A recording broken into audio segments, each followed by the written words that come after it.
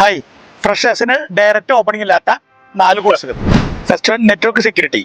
Network സെക്യൂരിറ്റിയിൽ നിങ്ങൾ IT അഡ്മിനിസ്ട്രേറ്ററോ നെറ്റ്വർക്ക് അഡ്മിനിസ്ട്രേറ്ററായി അറ്റ്ലീസ്റ്റ് 1 to 2 years വർക്കിംഗ് എക്സ്പീരിയൻസിന് ശേഷം പാലോട്ടോയോ ഫോർട്ടിനെറ്റോ വെബ് ആപ്ലിക്കേഷൻ ഫയർവാളോ ലോഡ് ബാലൻസറോ പഠിച്ചിട്ട് അപ്ഗ്രേഡ് ചെയ്യാം. അല്ലാണ്ട് ഡയറക്റ്റ് ഇത് പഠിച്ചിട്ട് നിങ്ങൾക്ക് ഓപ്പണിംഗ് കിട്ടില്ല.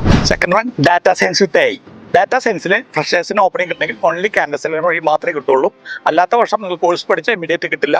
അത് പ്രോഗ്രാമിംഗ് ലെവലിന് 2 to 3 years എക്സ്പീരിയൻസ് വേണം. പ്ലസ് എഞ്ചിനീയറിംഗ് ബാക്ക്ഗ്രൗണ്ട് ഉണ്ടെങ്കിൽ മാത്രമേ ഡാറ്റാ സയൻസിൽ ഓപ്പണിംഗ് കിട്ടുള്ളൂ. Third one DevOps. ഡെവോപ്സിൽ നിങ്ങൾ ഫ്രഷേഴ്സ് ഓപ്പണിംഗ് വളരെ ഡിഫിക്കൽട്ടാണ്.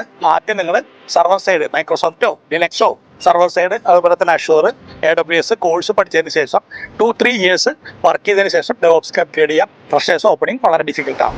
Fourth one cyber security. Cyber സെക്യൂരിറ്റിയിൽ നിങ്ങൾക്ക് മിനിമം 1 year എങ്കിലും IT സപ്പോർട്ടിലോ നെറ്റ്വർക്ക് സപ്പോർട്ടിലോ വർക്ക് ചെയ്തിട്ട് അപ്ഗ്രേഡ് ചെയ്യുക. അതാണ് നല്ലത്.